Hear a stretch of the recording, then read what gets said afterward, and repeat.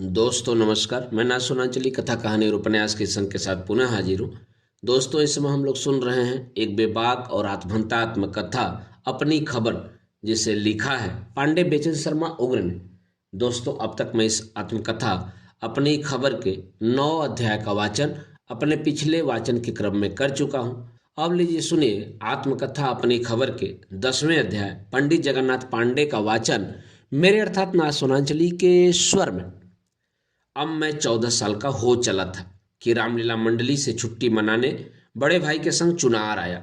इस बार अलीगढ़ में किसी बात पर महंत राम मनोहर दास और मेरे बड़े भाई में वाद विवाद हो गया था, जिस पर भाई ने लीला में स्वयं काम करने या मुझे करने देने से इनकार कर दिया था। महंत ने धमकाया था कि लीला में विघ्न पड़ा तो वह हमें पुलिस के हवाले कर देगा। सो अलीगढ़ से भाई साहब रामलीला मंडली से उबकर आए थे। जानकार जानते होंगे कि 14-15 साल की वय में जवाहरलाल और श्री प्रकाश लंदन में शिक्षा पा रहे थे, उत्तम से उत्तम। लेकिन उसी उम्र में मुझे क्या शिक्षा मिली थी मेरा जी ही जानता था। सच तो यह है कि शब्द शिक्षा मेरे निकट आते आते भिक्षा बन जाया करता था। रामलीला मंडली की आवारगी से मैं उतना परेशान नहीं था जितना कि बड़े भाई के गाजा मत क्रोधी स्वभाव से। उनकी मेरी संगत कसाई बकरे का साथ। कसाई भी वह जिसके बारे में कहावत है, खस्सी जान ले गया कसाई को कोई जायका भी नहीं मिला। खैर इस बार जो हम घर पर आए तो न जाने क्या मेरे सौभाग्य जागे कि मेरे पुत्रहीन पितृत्व अर्थात चचा ने चाची की सलाह मानकर मुझे गोद लेने का इरादा मेरे बड़े भाई पर जाहिर किया। इस प्रस्ताव से बड़े भाई का गला ही छूटता था, सो उन्हें राजी होने में देर न लगी। मैं चचा के गोद चला गया। अब उन्होंने बाकायदा मेरी शिक्षा दीक्षा का निर्णय किया। फलतः 14 वर्ष की वय में चुनार के चर्च मिशन स्कूल में मेरा नाम 3rd क्लास में लिखाया गया और मैंने स्कूल का मुंह देखा। 3rd क्लास में दुनियादारी, अय्यारी और यारी में मैं टीचर की कुर्सी पर आसीन होने योग्य था। 3rd, 4th, 5th पास कर 6 में मैं पहुंचा ही था कि मेरी चाची को एक सुंदर सा पुत्र पैदा हो गया। सो चचा चाची का वात्सल्य बाजार भाव गिरते देर न लगी। गोद भी मैं जुबानी लिया गया था। विधि विरहित सो मुझे पुनः कठोर धरती पर धम से पटक देने में अदूरदर्शियों को देर न लगी। चचा जी अपने परिवार के साथ काशी चले गए। मैं पुनः उसी भाई के गैर जिम्मेदार चंगुल में लाचार जकड़ा गया। पूर्णिमो कई सोई दिन सोई राती, फीस की कमी, कपड़ों की कमी, राशन की कमी, अधिक उपदेशों और पिटाई की, घास नफूस खरहरा 10 बार, इस सबके ऊपर कष्टदायी था भाई का बराबर जुआरत रहना। जीवन को समय कर्म के सहारे न छोड़ भाई साहब ने जुआ के आसरे छोड़ रखा था। इसी बीच स्कूल में एक घटना घटी।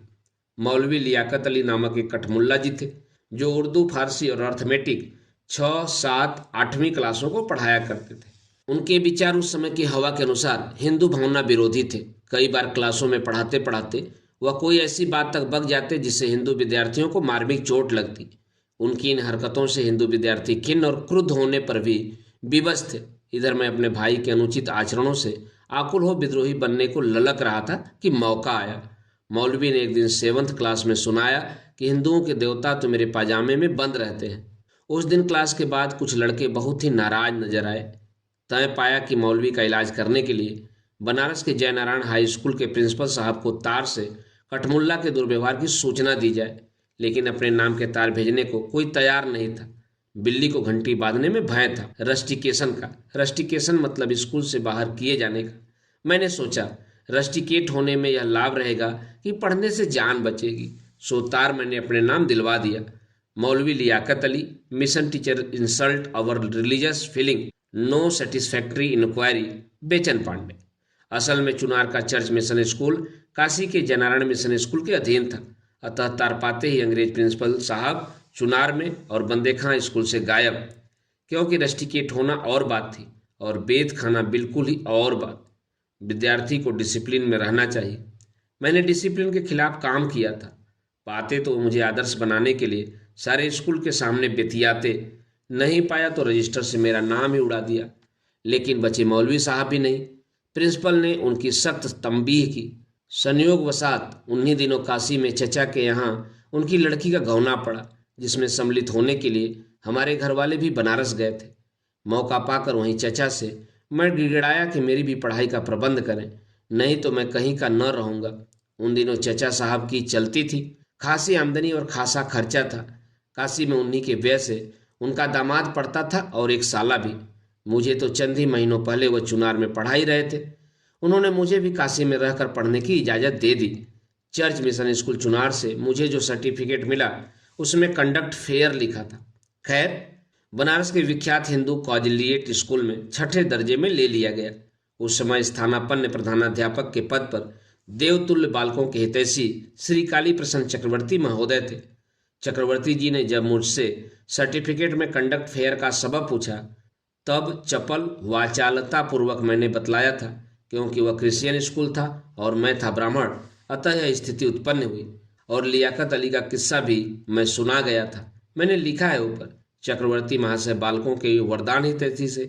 कैरेक्टर मेरा बैड भी लिखा होता तो भी भरसक व सरस्वती मंदिर से मुझे विमुख न फेरते। उनका बड़ा मान था। महामना मालवीय जी की नज़रों में, काशी के बड़े बड़ों में, हिंदू स्कूल से छठी और सातवीं क्लासें चचा की कृपा से मैंने पास की। इसके बाद चचा ने काशी के खोजवा मोहल्ले में एक मकान खरीदा और भदैनी से वहीं जाकर रहने लगे, हमें अपने अपने रास्ते लगने का संकेत कर। मैं अब निराश्रय होने के बाद लक्ष्मी कुंड के विख्यात लक्ष्मी मंदिर में अपने जलालपुर गांव के काका रामानंद दुबे के साथ रहने लगा। रामानंद जी ब्राह्मण वृत्ति से 4 पैसे कमाते थे। अन्नपूर्णा मंदिर में भी उनका प्रवेश था। मेरा ख्याल है उदार श्री काली प्रसन्न चक्रवर्ती ही ने दिवंगत दानवीर बाबू शिव प्रसाद जी गुप्त के नाम एक रुक्का लिखकर मुझे दिया था, ताकि बाबू साहब मेरी फीस और भोजन की व्यवस्था कृपया कर दे। रुक्का लेकर मैं सेवा उपवन गया। 2.5 कोस पैदल नंगे पांव। शिव प्रसाद जी जैसे बड़े आदमी मुझसे क्या मिलते, अलबत्ता काम मेरा हो गया और मैं सेवा उपवन से महीने भर खाने काबिल आटा, दाल, चावल, तेल, नमक और लकड़ी के कुछ नगद पैसे शायद लेकर, यानी सिर पर लाद कर, नगवा से महालक्ष्मी जी आया। साल भर तक इसी तरह मैं सेवा उपवन के अन्न शस्त्र से सामग्री सिर पर लाद कर ले जाता। दोस्तों, यहाँ पर कुछ शब्द आए हैं जो लोग वाराणसी के नहीं होंगे, वो नहीं जानते होंगे। खोजवा, नगवा, लक्ष्मी कुंड, ये सभी जगह वाराणसी में उपलब्ध हैं। अब मैं 8वें दर्जे में था। तब स्कूल के हेडमास्टर श्री गुरु सेवक सिंह उपाध्याय थे। महामना मालवीय जी ने उपाध्याय जी की शिक्षा संबंधी योग्यता से मुग्ध होकर उन्हें सरकार से हिंदू स्कूल का प्रधान बनने के लिए कुछ वर्षों के लिए उधार मांग लिया था। गुरु सेवक जी सरकारी ड्यूटी से ताज़ा ताज़ा आने के सबब श्रेष्ठ हेडमास्टर होने पर भी छुट्टी पर डिप्टी कलेक्टर भी थे। आते ही उन्होंने विद्यार्थियों पर नियंत्रण का नीरज पंजा कसा। सिर पर टोपी क्यों नहीं है? ये जुल्फे सौरी क्यों हैं? बोलते वक्त मुस्कुराते क्यों हो? रामू श्यामू के गले में हाथ डालकर क्यों चला? खबरदार, जो कोई विद्यार्थी किसी के गले में हाथ डालकर चलता पाया गया, ठीक नहीं होगा। क्या जनानी सूरत बना रखी है? मर्दों की तरह रहो। उपाध्याय जी की बातें 100 में 100 ठीक होती थी। शायद कहने का ढंग या उस ढंग में स्नेह संचार सम्यक नहीं होता था। आज तो मैं यही मानूंगा कि उनकी बातें ठीक थी, हमारी ही बुद्धि विपरीत थी, खासकर मेरी। एक दिन विद्यार्थियों और अध्यापकों की एक गोष्ठी में तुकबंदी पढ़कर उपाध्याय जी के लहजे ही में मैंने सुनाई, जो नितांत अनुचित बात थी, भयानक दुस्साहस था। जब मैं वह तुकबंदी पढ़ रहा था, अनुचित अनुचित भाव में कई अध्यापक कुर्सी से उचक तक पड़े थे। दूसरे दिन स्कूली पढ़ाई समाप्त होने के बाद ही उपाध्याय जी ने मुझे हेडमास्टर के कमरे में बुलाया।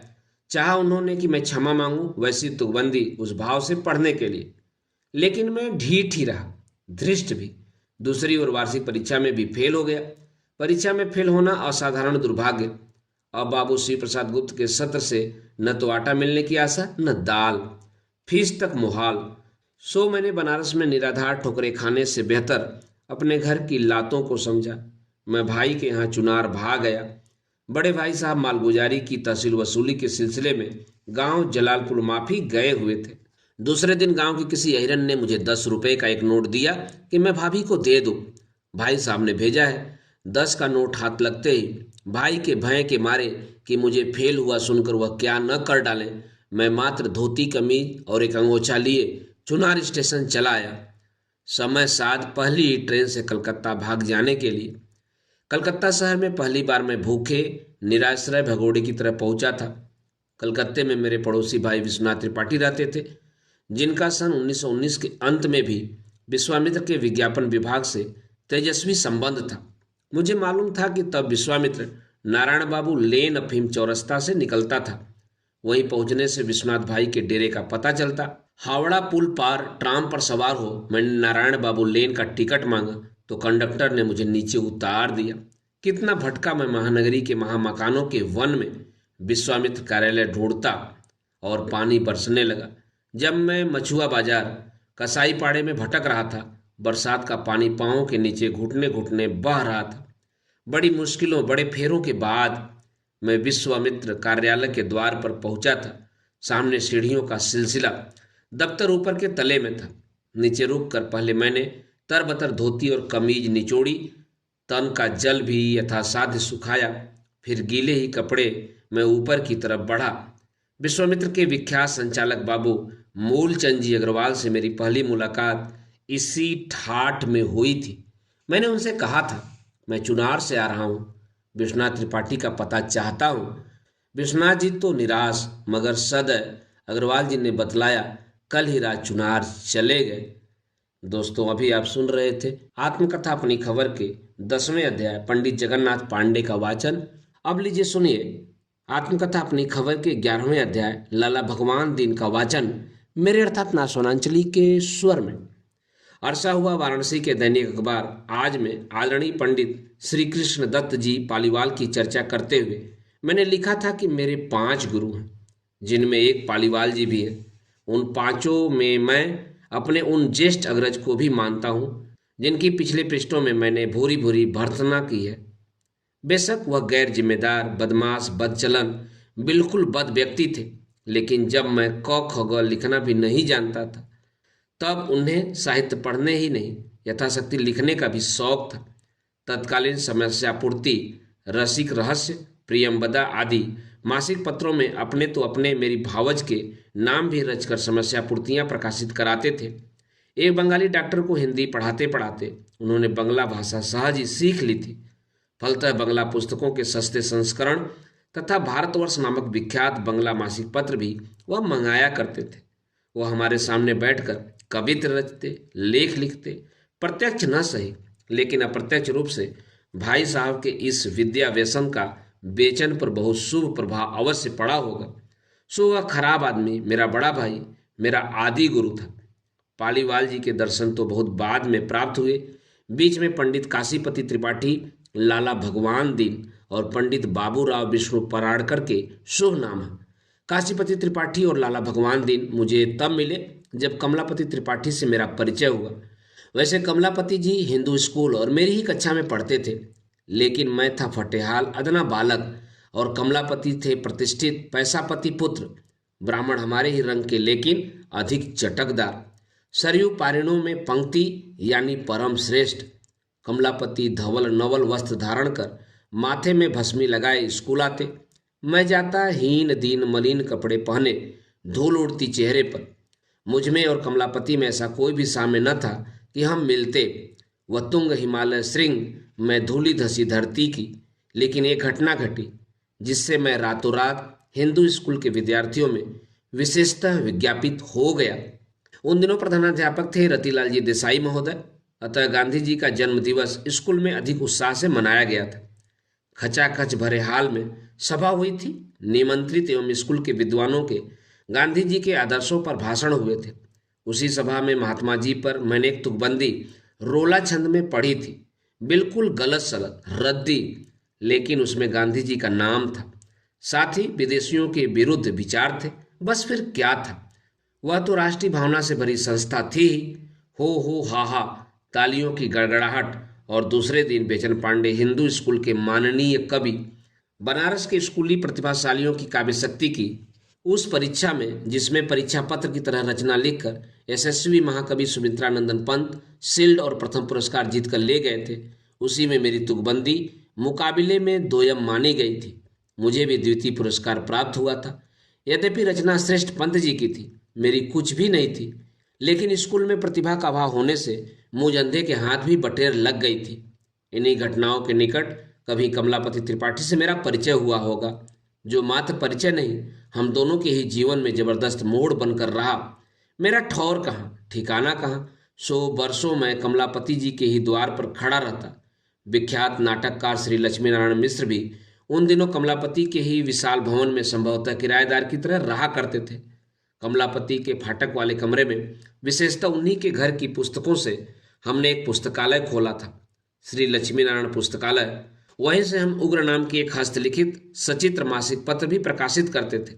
कमलापति के घर में मेरी कद्र पहले उनके बड़े भाई काशीपति जी ने समझी ही नहीं, यूं विघोषित किया कि उनके परिवार में और पड़ोस में और परिचितों में भी जिक्र मेरा मुझसे बेहतर प्रमाणित होने लगा। काशीपति जी को हम सब बड़के भैया कहा करते थे। उनके गुरुदेव थे गदाधर शर्मा नाम सत्पुरुष, जिनका देहांत हो चुका था। गदाधर जी को काशीपति जी परम भावुकता से स्मरण किया करते थे। उनका अभाव उन्हें जैसे खटकता था। उन्हीं की वार्षिक तिथि आई और उस अवसर पर काशीपति जी को प्रसन्न करने के लिए मैंने घनाक्षरी छंद में गुरु जी के बारे में काशीपति जी की ओर से एक कवित्र रचा। काहू करसी को मैं न रहो पर जाकी कृपा, तनु तरु माही बुद्धि पाई सुधा फरसी, नेह दिन दोनों रात चौगुनो ठहो जो रहो, भूलही न जाकी दृष्टि पो मैं भई परसी, वासना जहरसी हरसी थी काम वासना न, रही मुखमंडल पे छटा गदाधर थी, बरसी गई बिनु जाके मम आस लता, ताही गुरुदेव जी की आई आजू बरसी। लेकिन यह अध्याय काशीपति जी अथवा कमलापति जी का नहीं, यह तो श्रद्धेय गुरुदेव लाला भगवान दीन जी का अध्याय है, जो मेरे भाई के बाद दूसरे पथ दर्शक थे। असल में कमलापति के यहाँ पहुँचने के कारण ही मैं लाला जी के निकट पहुँच पाया था। अतः पति भाइयों की चर्चा इस प्रसंग में आवश्यक हुई। बात यूं बनी, मैंने ध्रुव रचित पर एक खंड काव्य लिखा था, फरमे सवा फरमे का। कमलापति की विदुषी भानजी स्वर्गीय श्याम कुमारी मिश्र ने उसे छपाने योग्य रुपए दिए थे। पांडुलिपि और रुपए लेकर जब मैं भूमिहार ब्राह्मण प्रेस में गया, तब उसे देखने के बाद प्रेस के योग्य संचालक ने बतलाया कि रचना में दोष अनेक हैं, अच्छा हो छपाने से पूर्व संशोधन करा लिया जाए। सो मैं स्वरचित ध्रुव धारणा की पांडुलिपि लेकर जगन्नाथ शर्मा के बड़े भाई चंडिका प्रसाद शर्मा के साथ लाला जी के डेरे पर गया। लाला भगवान दीन जी की पर्सनालिटी उनके उपनाम के अनुरूप ही थी। मुंह पर चेचक के दाग, पक्का रंग, ठिकना कद, मटमैला भद्दा मुंशियाना लिबास। अलबत्ता लाला जी जब बोलने लगते तब उनके व्यक्तित्व की असाधारणता स्पष्ट हो जाती थी। लाला जी ने कई दिन तक परिश्रम कर मेरा खंड का प्रेस योग्य तो बना ही दिया। वह काव्य महाकवि अयोध्या सिंह का प्रिय प्रवास परम प्रेम पूर्वक कई बार पढ़ने के बाद 19 छंदों में लिखा गया था। आरंभ हुआ था कमलापति की खुशामद से, जिस प्रकार पयोदधि में सदा कमल लोचन श्रीयुत शोभते, बस उसी विधि से उग्र में निवसिए बसिए कमलापते। लाला भगवान दीन की हॉबी थी पढ़ाना पढ़ाना। एक विद्यालय खोलकर नियम से वह विद्यार्थियों को उसमें सम्मेलन का कोर्स निष्काम पढ़ाया करते थे। लिखने पढ़ने से फुर्सत पाते ही लाला जी विद्यार्थियों को घर भी पढ़ाया करते थे। हिंदू विश्वविद्यालय के लेक्चरर तो थे ही। लाला जी अखाड़िया स्वभाव के दंगली विद्वान थे। भाष्य, समीक्षा, निबंध, काव्य, इन सब कलाओं में लाला जी गंभीर निपुण थे। सबसे ऊपर उनका हृदय सहज कोमल स्नेहमय था। प्रसन्न वदन विनय पत्रिका विद्यार्थियों को पढ़ाते पढ़ाते लाला जी भक्ति विभोर सजल नयन गदगद गिरा हो जाते थे। आचार्य विश्वनाथ प्रसाद मिश्र, सलोने लेखक श्री कृष्ण देव प्रसाद गौड़, बेढब कोशकार स्वर्गीय मुंशी कालिका प्रसाद लाला जी के शिष्यों में हैं। मुझ में यदि कुछ प्रतिभा थी तो उसे लाला जी के मात्र आशीर्वाद का पोष प्राप्त हुआ। पढ़ा हुआ मुझे न पाए। पढ़ा भी कहीं हर जन्म में जाता है, किसी जन्म में पढ़ लिया, बस जन्म जन्मांतरों के लिए बस हो गया। गुरुगिरी गए पढ़न रघुराई, अल्पकाल विद्या सब पाई, गाया गोस्वामी जी ने। तुलसीदास के राम सारी विद्याओं से पूर्व परिचित थे, सो उन्हें अल्पकाल में ही सारा ज्ञान उपस्थित हो गया था। दूसरी बात यह कि यदि प्रेम के महज 2.5 अक्षर पढ़ लेने से पंडिताई का बिल्ला मिल सकता था, तो हम 2500 पुस्तकें पढ़ने के बाद हजारी प्रसाद बने। वह मेरा मतलब वही जो अक्ल का जहाज हो। एक बात बताऊं, मधुर महाकवि श्री जयशंकर प्रसाद की तंबाकू जर्दा की दुकान बेस्याओं के मोहल्ले के सिंह द्वार पर थी। प्रसाद जी की दुकान पर आध घंटा बैठने से ही वेश्या बाजार की वानगी बहुत कुछ मिल जाया करती थी। लाला भगवान दीन का भाड़े का मकान तो बिल्कुल ही पिछवाड़े था, उस आकर्षक दाल मंडी के। जयशंकर जी वैसे गोवर्धन सराय में रहते थे, लेकिन दुकान से आते जाते सत मंगला मुखियों का दर्शन वेश्यागामी का बिल्ला लगाए बगैर ही मिलता था। लाला भगवान दीन हमेशा तंबाकू जयशंकर ही की दुकान से पीते थे। प्रसाद जी जब जब दुकान पर होते तब तब सुखद हास्य व्यंग की दो दो चोचे जरूर होती थी। मुझ पर तत्कालीन महारथियों की कृपा भूरी भूरी थी। ध्रुव धारणा के बाद दूसरी कृति जब मैंने महात्मा ईसा के रूप में प्रस्तुत की तब उसका सम्यक संशोधन लाला जी ने किया था, पुनर्वाचन प्रेमचंद जी ने। प्रेमचंद जी ने वह राय लिखी ईसा नाटक के बारे में कि कोई आज भी पुस्तक के आरंभ में पढ़ ले। श्रद्धेय संपूर्णानंद जी की स्पष्ट सम्मति भी छपने के पूर्व ही मुझे प्राप्त हो चुकी थी। पहले 100 में 100 साहित्यिक ऐसे होते थे जो कहीं जरा भी प्रतिभा जरा भी प्रसाद देखते ही उसका यथोचित आदर करते थे। आज जैसे वह चीज चली गई है। आज भी पांडे बेचन शर्माउर को लिखना खाक पत्थर आता है, आप जानते हैं। लेकिन आज से प्राय 40 वर्ष पूर्व विख्यात पत्रकार और कलामर्मज्ञ अभ्युदय के संपादक पंडित कृष्णकांत मालवीय महोदय जब मुझ पर मुग्ध हुए तब काशी आने पर मर्यादा कार्यालय ज्ञान मंडल बुलवाकर उन्होंने श्रद्धेय संपूर्णानंद जी से आग्रह किया था कि वह मुझ पर कृपालु रहे, क्योंकि इनमें जो लेखक है वह असाधारण है। उन्हीं दिनों ये घटना और विचित्र ही घटित हुई थी। कानपुर से प्रताप पत्र से श्री बेनी माधव खन्ना नामक किसी सज्जन ने हिंदी कवियों से एक राष्ट्रीय गान रचना प्रतिद्वंदिता में शामिल होने का आग्रह किया था। विजयी को 1000 रुपये पुरस्कार की घोषणा थी। प्रतियोगिता के जजों में पंडित महावीर प्रसाद द्विवेदी, गणेश शंकर विद्यार्थी, जगन्नाथ प्रसाद भानु, रामदास जी गौड़ जैसे परम आचार्य लोग थे। इस प्रतिस्पर्धा के लिए लाला जी ने भी जब एक गान प्रस्तुत किया तब मेरे मन में भी आया कि अंधेरे में एक तीर मारने में घाटा ही क्या है। मैंने भी एक गीत गढ़कर भेज दिया। जब परिणाम प्रकट हुआ तब जजों ने एक भी रचना राष्ट्रीय गान होने योग्य नहीं मानी। वैसे 1000 रचनाओं में 4 रचनाएं एक श्रेणी की मानी गई थी। उन चारों रचनाकारों के अब नाम सुनिए। मैथिली शरण गुप्त, अयोध्या सिंह उपाध्याय, कुल पहाड़ के कोई शिव कुमार शर्मा और पांडे बेचन शर्मा उग्र। लाला जी की रचना रसज्ञों को स्पर्श न कर पाई। मेरा नाम बड़े बड़ों का साथ विज्ञापन में आया। इस वाकया से गुरु गूढ़ी रहते हैं, पर चेले के चीनी बन चलने की चाशनी में तार पर तार पड़ने लगते हैं। नीचे मैं उस काल की लिखी 1-2 घनाक्षरियां उद्धृत करता हूं, जिन्हें जरा इधर या उधर छूकर लाला जी ने चमका दिया होगा, साथ ही जिनमें न जाने क्या पाकर वह मुझ पर वरद हो उठे होंगे। इसमें पहली घनाक्षरी है सुख का पता। बामन में, बारिज में, बल्लरी में, बापिका में, बौर में, बसंत द्रुमी के खोजी डारियों में, अब वृंदावन कुंज बन ब्रज बन स्थान पुंज गुंजरत मंजुल मालिंद पंखिहारियों में, वाराणसी धाम वामदेव बजू को नाम दिव्य देव सारी धार में न देखी निरधारियों में, अब विश्व बिच है न सुख उग्र पर इते माही कारागार श्रृंखला निहार में निहारियों में।